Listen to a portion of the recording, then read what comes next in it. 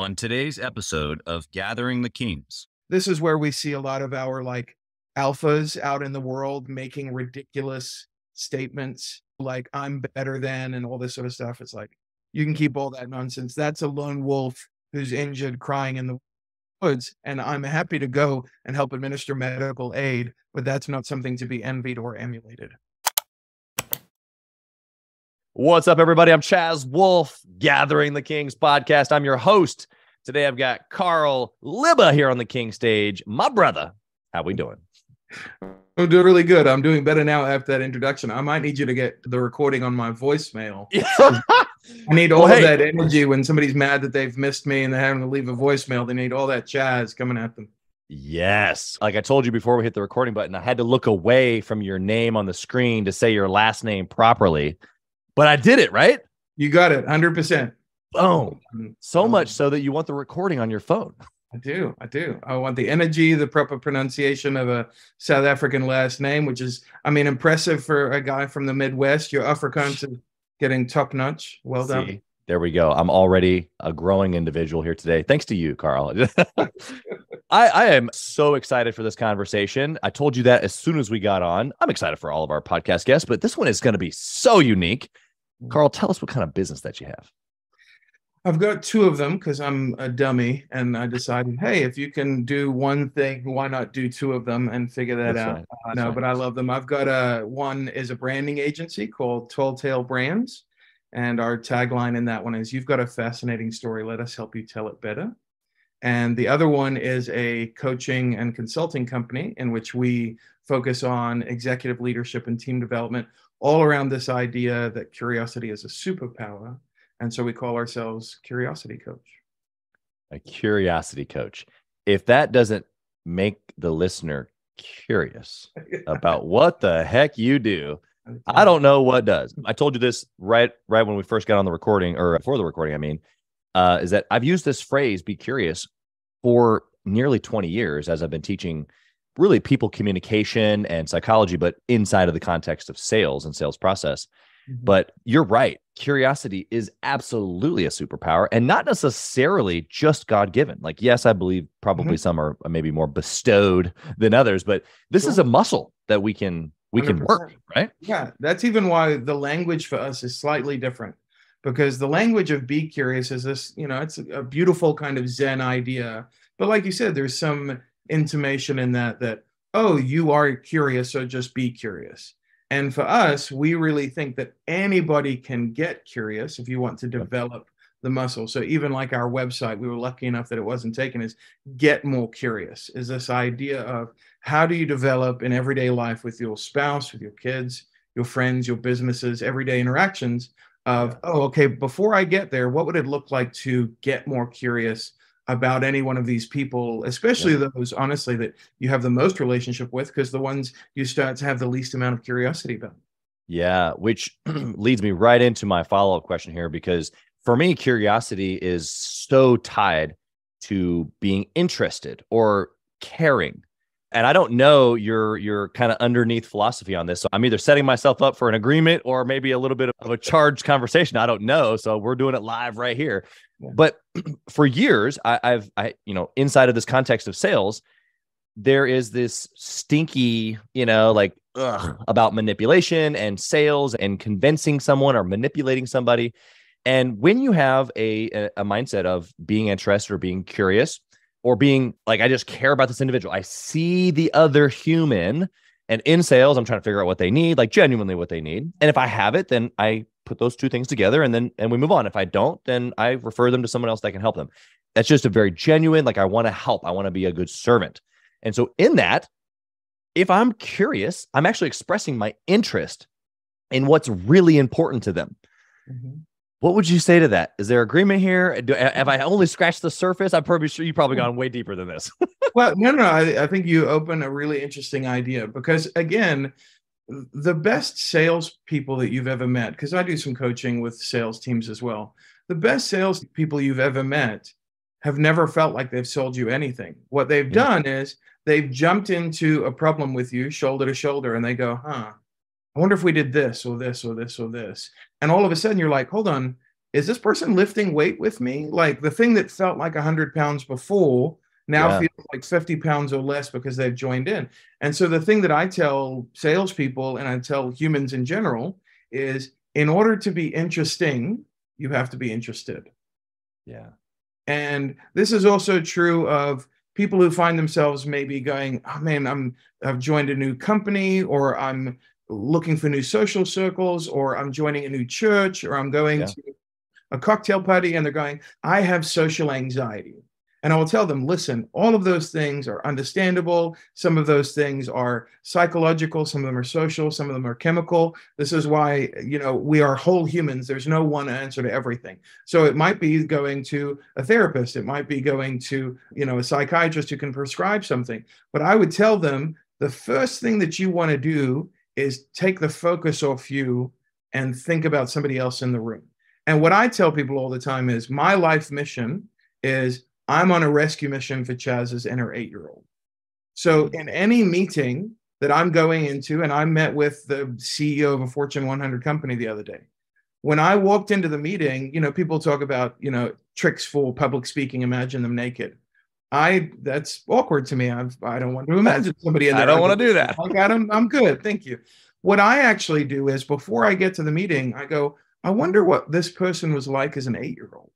What were they like as an 8-year-old boy or girl? What were they interested in? What were they fascinated by? And by the way, the best way to kind of create pretty instant compassion for the other person is imagine all the ways their life didn't turn out the way they wanted it to from 8 to now. That's right. All the places where it broke. And if you can do that, when you walk into the thing, all of a sudden you're like, oh my gosh, I have such an incredible amount of compassion and interest, compassion for and interest in this person, that it's weird. I'm not thinking about me anymore. Yeah.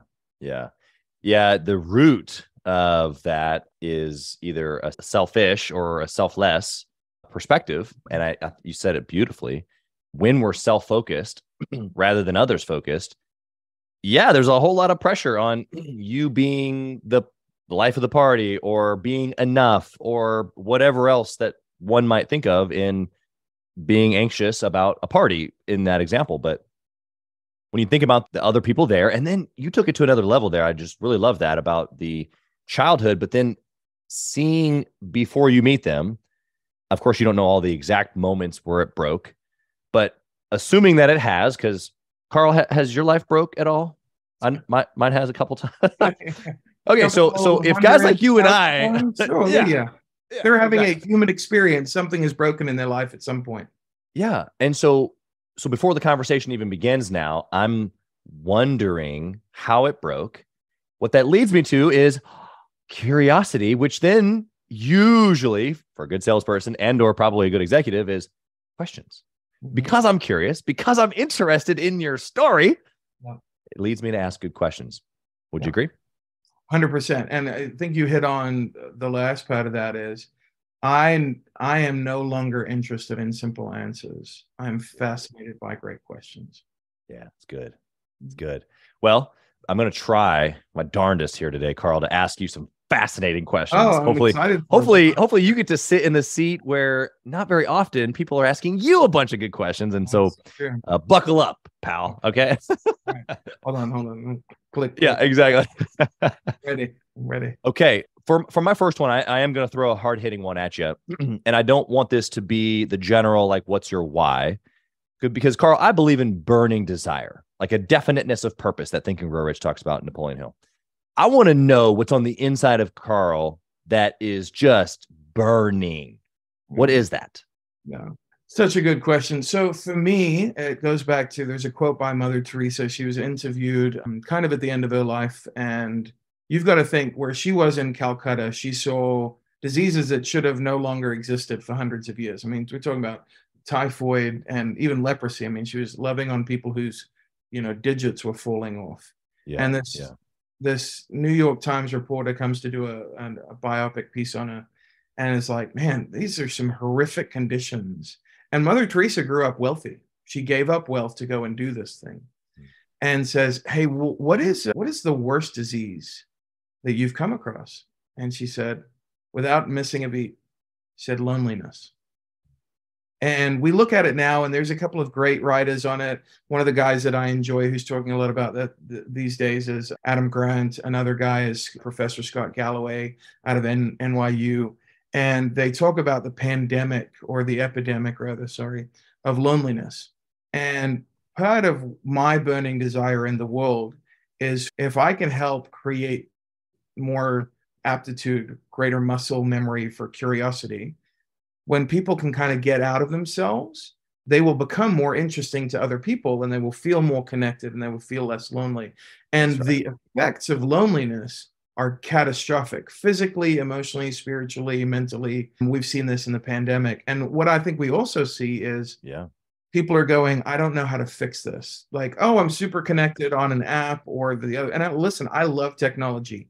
I'm pretty much an early adopter to anything new that comes out, but only as long as it's another screwdriver or hammer or scalpel that's used as a tool to get us to be more connected.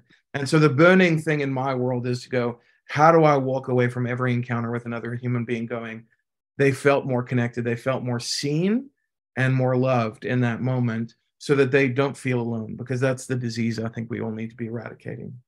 Yeah, I love that. I think that, Gathering the Kings originally, before even the podcast, started as a mastermind group.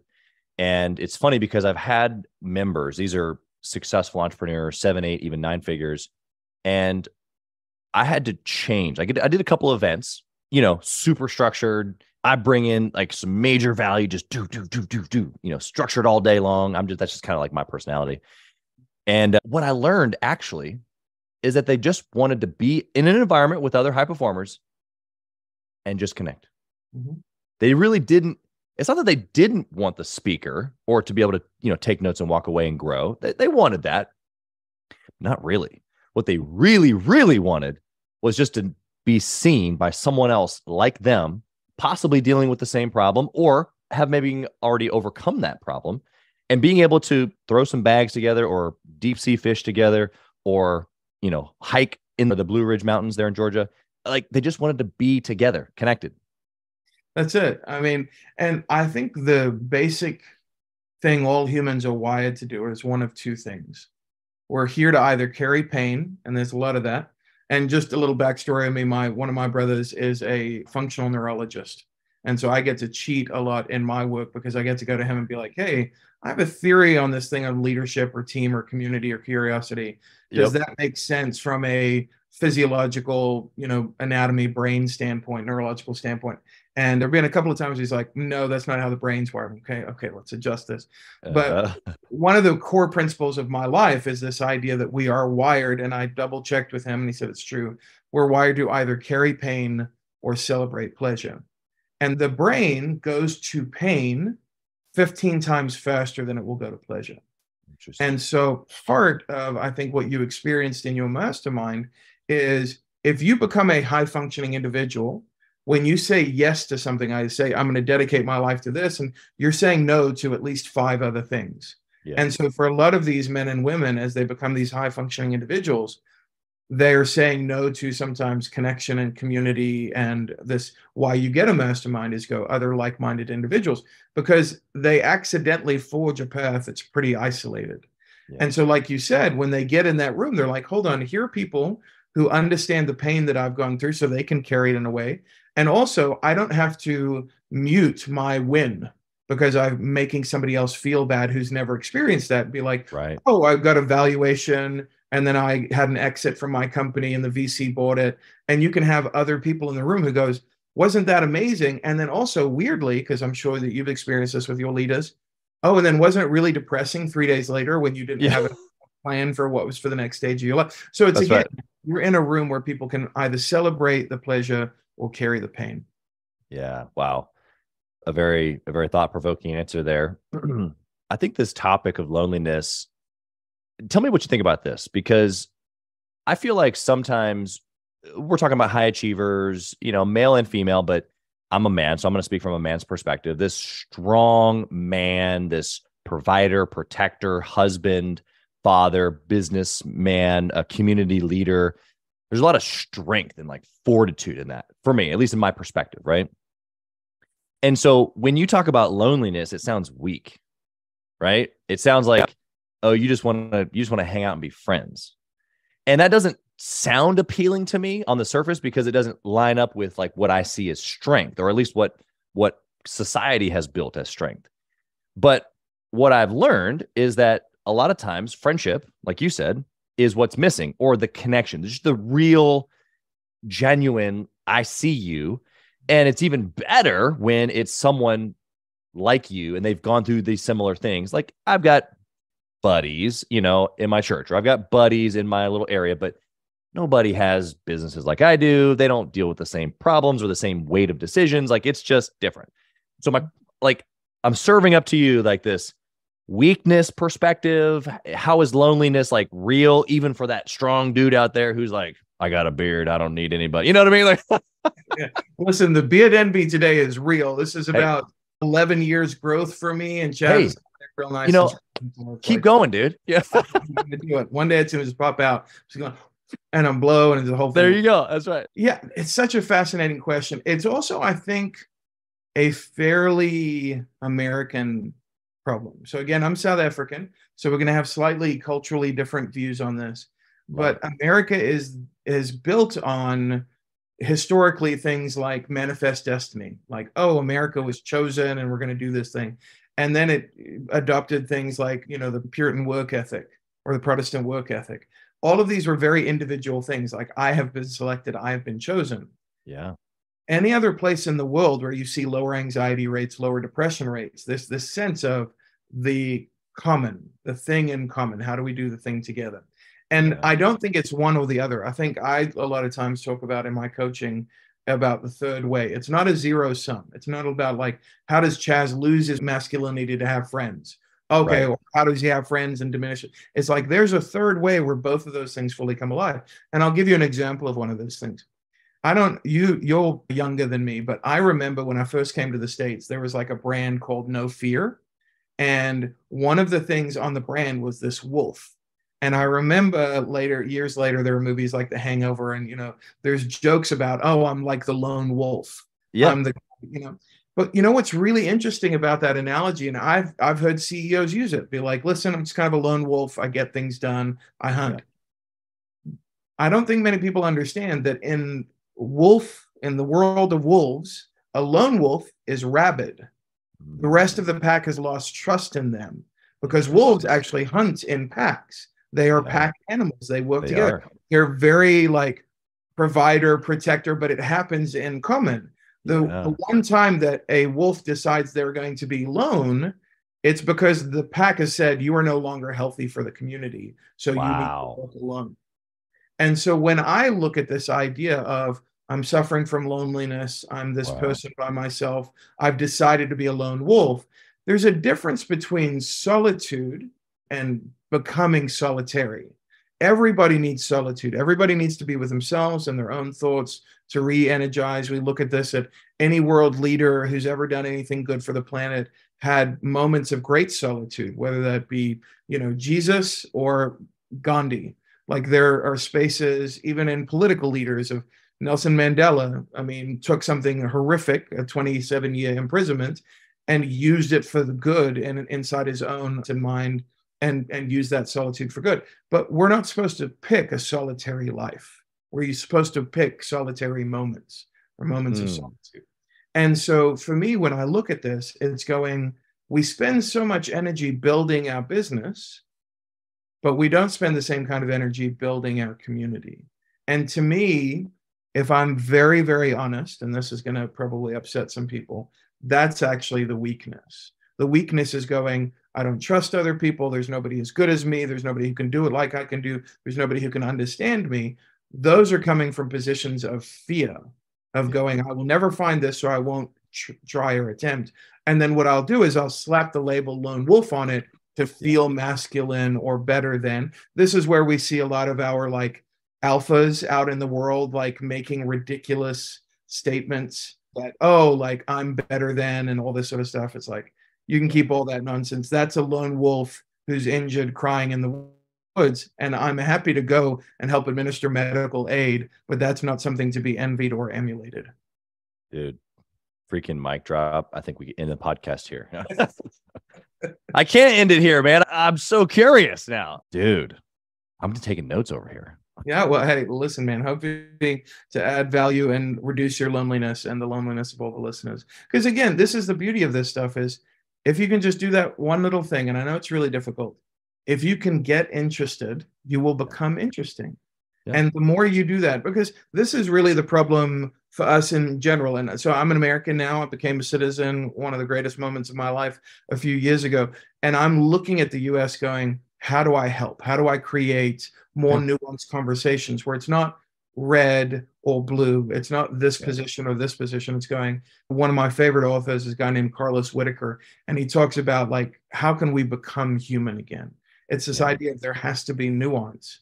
And this is why I love conversations like this, where we're just asking better questions. Yeah. You're a deep thinker and you've got some pretty good answers too. I like that.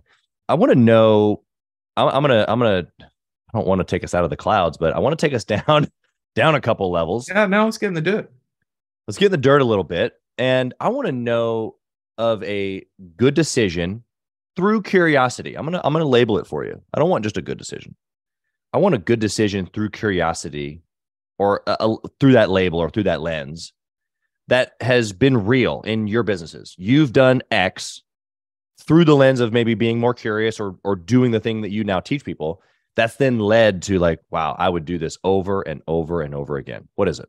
Such a fantastic question. So the one that pops to mind first is the way that my consulting company actually came to be in existence. Okay. So I would go into companies and do rebrands. And so they're like, oh, we don't really know the problem that we're solving. We don't know the way that we solve it. We don't know the result that we provide. We know we're growing and we're making money, but we don't know in a meeting, like, who are we really? And sometimes they're like, we were growing and now we've plateaued, and we think it's because we don't really know why that was working before. So we're going on a little bit of an investigation trip here. And so I was with a company, this is, a few years ago, and the CEO calls me a couple of weeks afterwards. And I was like, hey, something wrong? Like, we'd sent them the brand brief and, everything's typically at that point, it's kind of buttoned up, and they'll call me in a couple months and be like, hey, we have a friend, could you help them? Because all of my business is referral, which is my favorite. Mm-hmm. And so I was, briefly afterwards, I was like, everything all right? He's like, yeah, I've got a problem. I was like, yeah, man, how can I help? And he's like, are people like you more than they like me? And I don't know how to fix that. And I was like, what do you mean? And I like this guy. I was like, no, you're a lovable guy. What are you talking about? He's like, no, man. Like, we felt a culture bump the couple of days that you were here. People felt energized. And I was like, well, that happens with a new brand. It's a new toy and it's Christmas morning. He's like, no, stop placating me. They liked you better. You asked interesting questions. And he's like, so do you coach? And I was like, what do you mean? He's like, I want to learn how to be a better leader. I want the teams to grow and develop. And I was like, well, I've been leading teams for, 15 years, but I'm happy to come and like give some. And he's like, dummy, I'm trying to give you money to come in. I'm trying to pay you, bro. Yeah. Can you come in and fix a problem? Because if I pay for it, I'll do the work. And if I pay for it, they'll respect that we're spending money on the P&L to make this thing work. And I was like, yeah, man, I'm happy to charge you. Give me a couple of days to think through how I would organize this. And it lit me up. I'd never thought about outside, because the two things that I've been really fortunate in this life to be gifted at is, and my wife talks about the first part always with a smile, because South Africans are kind of known for our storytelling. It's something that we do. And she would say, you're known for your embellishment. And I was like, let the truth get in the way of a great story. If we're doing a biography, let's get the dates right. But if I'm doing a memoir, you're looking for it to be entertained in the story of my life. And so I would tell her, most of my stories are more memoir than biography. And so the dates are going to be wrong, but the idea is going to be right. Yeah. So my gifting is really in storytelling on the one side. And then the other side, it's people building. Like, that's my favorite thing to do, is come in and go, there's a problem and it's making somebody's work life miserable. And hey, let's tweak a couple of things. And then they come back a couple of weeks later and like, I didn't imagine it could be this good. And it was the curiosity, like, oh, I've never done that outside of the companies that I've actually worked inside of. And so to now consult and coach on it has been, it's only the last 3 years. And it's been probably the most fun thing that I've ever done, which, includes a life of being a touring musician for 10 years, long before that. So. Yeah, we got so deep into the curiosity stuff that we really don't even know your backdrop yet. But I love, yeah, it organically happened. Number one, I think is the obvious point here. But a little thing inside of here too is that somebody, a CEO of a company, recognized a gap and then had a desire to fill it, not by an easy come back in and take care of it for me, but how do I level up? And so I think that's just, even though that part of the story isn't you directly, but obviously he chose you to help him level up, which I think is obviously super honoring and help you launch a whole new business. But that piece right there, that recognition, how does that associate to curiousness? Because even that in itself is a level of curiousness of his own potential. Would you agree? 100%. So I always tell people, if you're struggling with curiosity, ask one simple thing inside your own brain. What if? Because that's what he asked. What if I was better? Yeah. What would be different? What if my employees got a better boss? What would be different? What would happen to our product if I was better? What would happen to the world if we actually solved the problem we said we solved? And then he went, hold on, that's a multi-million-dollar thing that I've just solved for a few bucks in coaching. And obviously it's more than a few bucks, but in terms of the transitive effect of, I can make this small investment in myself and in my team. And what if it actually worked? Yeah. The result is so, enormously exponential that it turned out to be a fantastic question for him. What if? And I think that's also true. And this is where I would encourage you and everybody listening inside and outside of their business. I tell everybody, you need to feel it before you fix it. And what he felt was the weight of possibility. And a lot of times people will go to the negative. Well, if I don't do this, all these bad things will happen. If I don't do this, my team will eventually leave. If I don't do this, we won't be the brand we promised we would be. I told him, afterwards, because he went to that place. He honestly called me because it was bad. And I was like, hey, but I want to adjust your mindset. What if it got great? What if it was amazing? And don't look back, look forward. Like, what if we looked at a future that you're crafting because of the curiosity, and just ask the question, what if? What if my marriage was better? What if my kids fell in love with me again and I fell in love with them again? What if I had real friendships who knew me and understood me? What if my community wasn't divided by red and blue, but was interested in the common good again? So again, that what if, one little small pebble can make that ripple if I ask the right question. Yeah, I love that. The what if, kind of going back to something that you said, I don't know, 5 or 6 minutes ago about, the brain responding to pain 15 times more than the celebratory of the good thing. And so I'm going to take that construct that you built for us and put what you just said inside of it. Because to me, everything that you just said about the what if is how I've always thought. I've never thought about pain. Okay, that's strong. I rarely think about pain. I always think about the what if. I'm always looking forward towards what could be, as opposed to running from what I don't want. But I also realize that that's not necessarily always the case. In fact, most of the time, people are thinking about the pain and they're running from it. And a lot of salespeople use pain or other types of, psychological pieces because our brains do respond to, ooh, I don't want that. And so I'm more motivated. Yeah. So how do we take what we know about brains and that we respond to pain maybe at a faster rate or a more intense rate or whatever the language there is and apply what you're saying? Because I'm in 100% agreement with you that the what if is way more powerful, but everybody talks about the pain being more powerful. What do you have to say? That's, again, fascinating layout here. What I would say is, if you looked at your history, so there's always the combination of nature and nurture, right? Sometimes you're just going to be wired. Your wiring might be slightly different towards the positive a little bit faster. But also, I would probably say, if you and I sat down for a couple of hours and we talked about you growing up, there were probably people who were pointing you at the power of looking forward, of the power of building, what I call running towards what you love as opposed to away from what you hate or what you fear. Yeah. So that'll be a part of both your nature and your nurture conversation. Now, the nature conversation, like, it's hard to rewire you just by thinking. However, the interesting thing that we don't talk about is if you start to adjust the nurture, the environment in which you surround yourself, you are physiologically a different person every 7 years. Every part of you is completely different down to a molecular level. And so if you start to say, hey, I'm going to move towards the positive, I'm going to move towards the possibility, the what if, the future, in which there is a pleasure, in which there is love and affection and hope and all these things.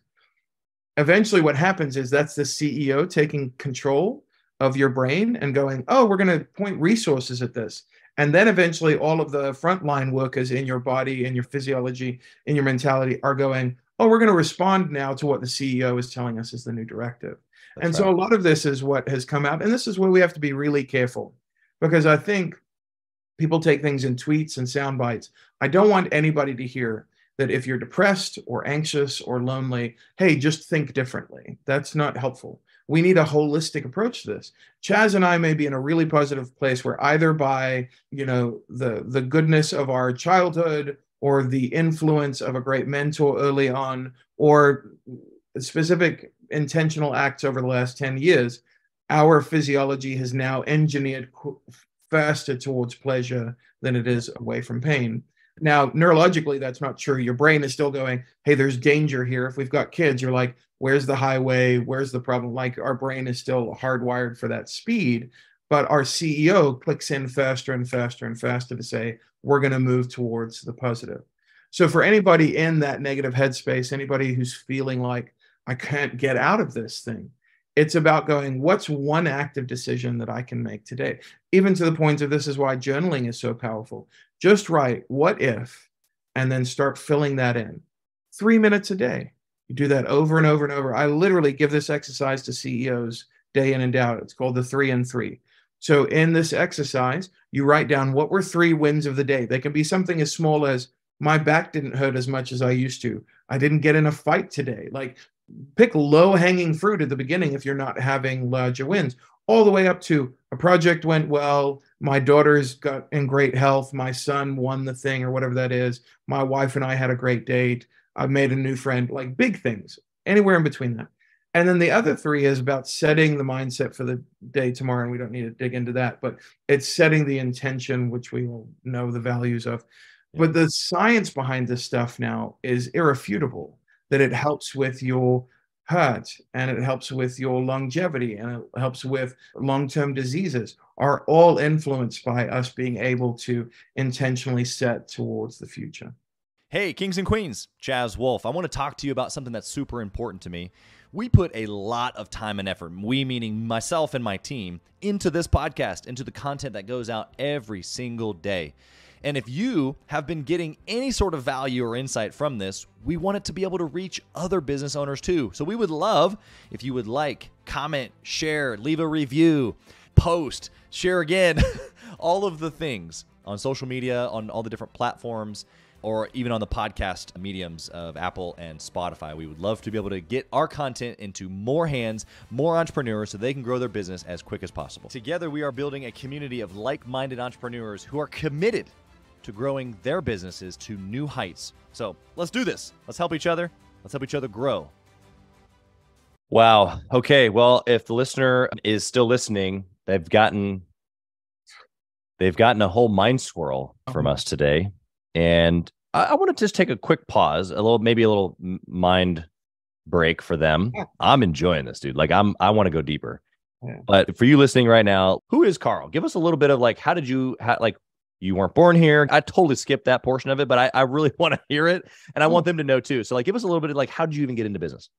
Yeah. So the very short version, and this will probably also show some people, like, my curiosity muscle has been built over the last 35 years. So when you hear this, you should feel like no pressure. That's like sitting next to a long distance runner and going, I can run 40 feet. This person can go for 100 miles. But part of this is in my journey. So we're born and raised in South Africa. My dad wanted us to come to the States, the American dream, education, opportunity, all those sorts of things. And we went a circuitous route. He got a job in Central Africa. And the company who employed him said, hey, if you work here for a year, we'll send you on paid holiday anywhere in the world you want to go, because he ran this manufacturing operation for them. So he worked for them for a year. And then he's like, oh, I want to go to the States. So we came to the bustling metropolis of Knoxville, Tennessee. Because, I mean, where else would you go? Who wants to go to New York or LA or Miami or Chicago? Nope. Yeah. Go to Dollywood. And so we did that. And the reason for that was the one American friend that he had lived in that part of the world and helped him get a job. So we flew back to Central Africa, to a country called Zaire, and he handed in his notice. And the thing my dad didn't think through is you don't hand notice in that part of the world. Once you work for them, you work for them until they tell you don't work for them. Oh. So literally we had to flee the country. And so one of my earliest memories as an 8-year-old was watching my dad get in the back of a cab, and they put a blanket over him. And that cab drove him across the border into Zambia, and he flew to New York. And the next morning, the company sent, and I thought this was the coolest thing because I was into the A team at the time, and they sent guys in like a Jeep with AKs and the whole bit to escort him to work. And they said, all right, well, where's Pete? And my mom is just like, he's already gone. And in that part of the world, if you take something from me, I'm going to take something from you. That's kind of like the law of reciprocity there. And for some reason, they just drove away. And I was like, I've asked her for years afterwards. I was like, they could have put 5 bullets in me and my 2 brothers, my mom and my grandmother who lived with us, and nobody would have been any the wiser or cared at all.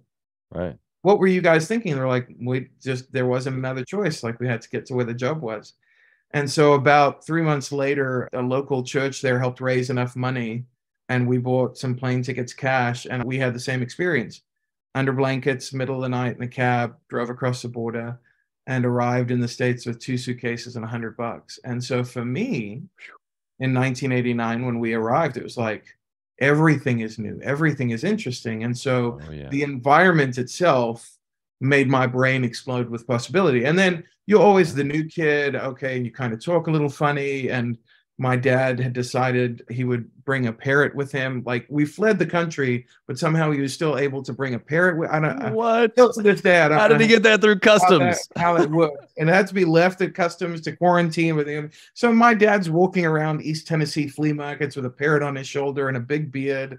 And I'm like, we must look like the craziest people on the planet. But the thing to me was, I didn't internalize that. The thing to me was like, I'm at a flea market. I've never met people from East Tennessee before. Like, everybody else was fascinating. I hear this all the time because my accent's really thin at this point in life.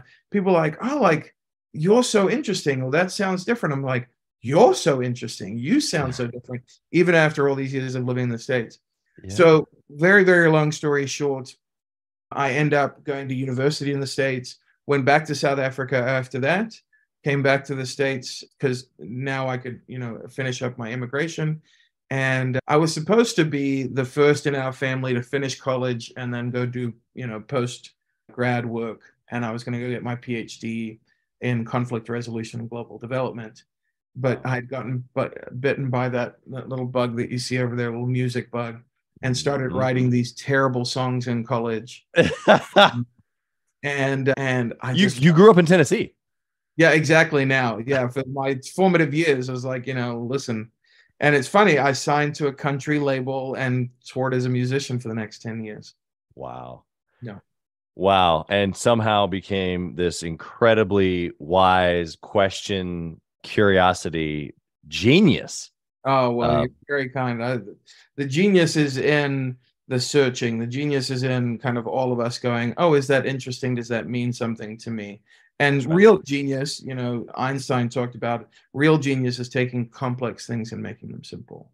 And so hopefully today, what I'm taking away from you and I's conversation is, look, I've met another incredibly curious person who can boil it down and be passionate about these things. And I love that question, like, what's burning in your chest? And so I think all of us have that genius, if only we'll pay attention to it. Yeah.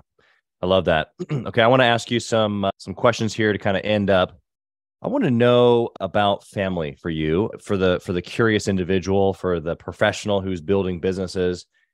I believe that obsession is what has made me successful in life. I'm obsessed with the what if, but I've also found that obsession with my wife is pretty good, and obsession with my children works out pretty good as well. And really anything that I'm saying that I want, if there isn't obsession behind it, then it really doesn't work. So my question for you, Carl, is how have you been able to obsess over those other things outside of the business at the same time?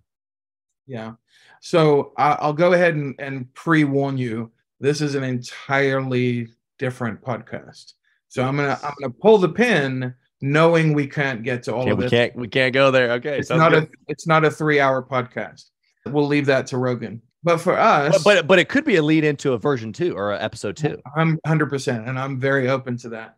Although all your listeners should know, man, Chaz is doing this thing right. Like, his team and his staff are on it. I'm sure I'll get an invite for like June of 2028. That's right. Yeah, like, this podcast was booked, I think, 6 months ago. That's right. And I was like, that is the most organized podcast team I've ever come across. And I do a fair amount of these. But with all that to say, the pin that I would pull on this is 2 parts. The first part is, so I love your word. My word would be slightly different. Mine is adoration. So like, I have this adoring affection for my wife, and then my kids, and then my friends and community, and then kind of everything else, which also includes my work thing that I do. So that's the first part, slightly different word. But that's the beauty of this, is everybody can have their own word, and it doesn't have to be monolithic. The second part of this is, I think balance is a myth. Yeah. And this is my main thesis in life. And probably the thing that I get asked to speak on the most is this idea of order versus balance. So you and I, for the last 25 years of our life, since we've, come to the space where we're like, what do I want to be? What do I want to do? We have been swimming in the waters of balance. Because if you ask any man or woman who is in a professional place, one of the questions that they go, hey, what is your work-life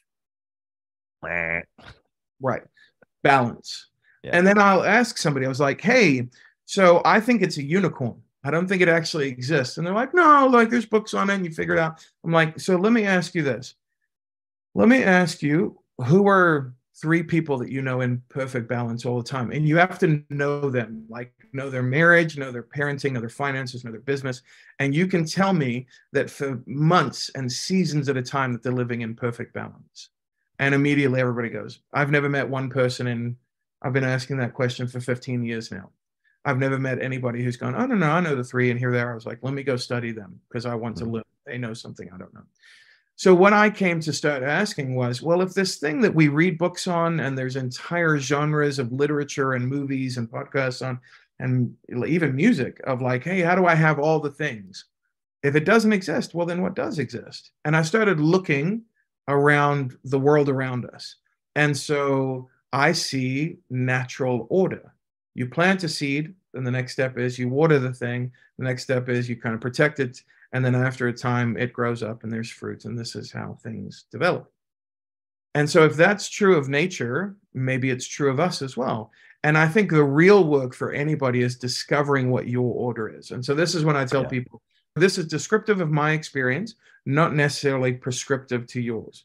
Because Carl's order is Carl and God, so my spiritual journey.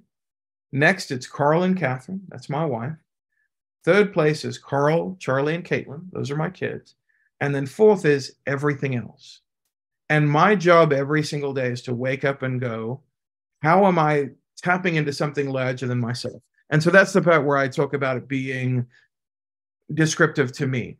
I will tell anybody else, just find anything bigger than you, because you're not big enough.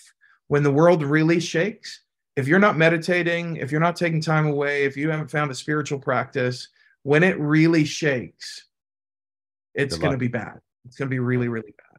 Yeah. Then the next place is, once I really come to understand my identity from something larger than me, then I can give the best version of me to my wife, my first place on this planet. And then we've done a really intentional job of, tonight for us is date night. And so we will leave. And I remember the first time we got a babysitter, I had some well-intentioned friends say, hey, I got a trick for you. What's the trick? When the babysitter comes, make sure you've got like some M&Ms, give it to the babysitter. The M&Ms will give the M&Ms to the kids. And then while that's happening, you just disappear. And then there's no fussing, no crying, no whatever. It's like, I appreciate the intention behind that. I'm not going to do that. So when we got the babysitter, and obviously, Charlie, my oldest, is a little bit older, he's about 3.5, 4 at the time. I get down on one knee and I'm like, hey, bud, mom and I are going out on a date. What's the first thing he's going to say to me? No, I want to go. I want to go. Dad, I want to go. And the first thing, hey, but I would love, you and I can do something at a different time, but this is a special time for me and mommy because that's my best friend. And people are like, oh, I don't know if I like that. And he was like, but daddy, I'm your best friend. I was like, I love you. You're not. Mommy's my best friend. And one of the things that I will tell you is it creates such a sense of security in the kids if your spousal relationship is strong. Yeah. And then from that, they're like, hold on. So number 2 is not a bad gig on the whole planet. So my son and daughter are number 2 to only one other person on the planet. It's a pretty good gig. Because even right now, as much as I love Chaz in the audience, if one of the kids came in and there was a real problem, I'd be like, hey, man, I love you. We're going to pause. We can edit this thing together. But number 2 just walked into the room. Yeah. And that's not you and I right now. And so I think once you can start having those conversations and daily setting alignment to that order, it's this funny thing. It's much like, have you ever been surfing? Yeah, not personally. Been on a boogie board, though. Close. Right. Okay. Same boogie board. Same concept. The order of the boogie board is I have to get out to the water. And then I'm going to put this thing under me. That's step number 2. Then step number 3 is I'm going to wait for the wave. And then as it comes, I'm going to kick. And then the force of that is going to push me. And by the way, what does that create? It creates a sense of rhythm. Mm-hmm. And then for a brief few moments while you're on that boogie board, it creates a sense of I'm really balanced. And isn't this fun? But if you only chase the balance without first prescribing the order, you would never get to ride that boogie board. Yeah. Yeah. Or have the enjoyment of getting out and taking each step before the balance and after, because once the balance is over, the ride isn't done necessarily. What's that? Yeah. So the ride, not the balance, the journey, the order. Love the idea of order. You're speaking to a orderly person. And so I appreciate that. For those that are listening, that when they hear order, they're like, don't put me in a box, bro. Mm-hmm. What would you say to that person who's like, I hear you, but like, I don't like order? Yeah. So you'd probably be talking to me. I'm probably like, I love and admire people like Chaz. I am not a everything in its place and every place in its thing, or whatever the saying is for that. You can tell I'm apparently not an order guy because I can't even quote the thing properly. What I would say about the order is it has to be, and this is where I come back to the word adore. Like those are the things that I adore. And so they go in that natural order. Yes. I feel adoration from my maker. And so it is the most pleasurable place for me to be first. And then after that, I've received the most adoration and given the most to this one person, my spouse. And so what an enjoyable second place to be. And then any of us who's ever had kids, you're like, oh, that's a different sort of adoration to both give and receive. And then finally, the work that you do, if you're committed to it, if it's something that comes easily and you have an enjoyment about it, that order kind of creates itself. So it no longer feels like if you told me, hey, Carl, here's the recipe, stick to it and do the thing. I'm not a great baker because that feels kind of boxy. This order is a little bit more liberating because it's the natural kind of overflow of who you are. Yeah. And I think that you're not only are you spot on, we both know that you're on, but just for a further explanation for the listener, it's based on you. So the work that you just talked about is figuring out what that order looks like for you. And your order might look different than mine. Mine's in alignment with exactly what you just said. So we're the same in that way, but if I had a different perspective of what my order was and I was following Carl's order, then I wouldn't be adoring, using his words, in order. I would be out of alignment or out of balance. And you'll feel it. If you feel anxiety or pressure, and again, holistically, there's a lot of reasons for that. But one of the reasons might be is that the order is out of order.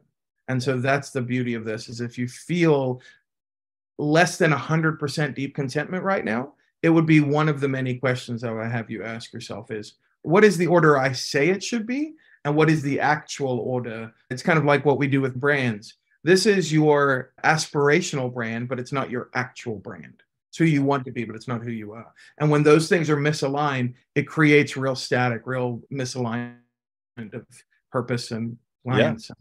Well, there's also a reality there that they are different, and it's okay to be in the actual brand or the current way I say things are, but they aren't yet. And that yet word is the hinge point. It's like, well, I'm not there yet. For me, something super practical, I've said this on the podcast many times, is that I would say time with my family was important, but it wasn't on my calendar because only business was on my calendar. But I would talk about time blocking and how my calendar was so important. It's like, well, how can the calendar principally be the thing that brings order, but the thing that I'm saying is most important isn't on the calendar? Like, just so simple. 100%. And you bring such a magnificently good point in that one of the first things I do with leaders, CEOs, team leaders, anybody, is I say, hey, can you show me your calendar? And I can show you which of these gets kept, which of these gets bumped, which gets put. It'll show me what's actually important. And it's fine. I'm just trying to get you to see what is actually important to you these days. And a lot of times for most people, it's hyper reactionary. And that just means something's always on fire. So how do we get the extinguisher? And then after we've got that thing under control, how do we actually become proactive as opposed to reactive to the calendar? And then let it teach us what's really important to us. Yeah, I've been jiving with you. I got your little comment about your son and teaching him about date night. It's funny because when you brought up the M&Ms, in my mind, I'm like, oh, that is not what I would do. Let's see where this goes. And so I was pleasantly surprised with your response because we're the same way.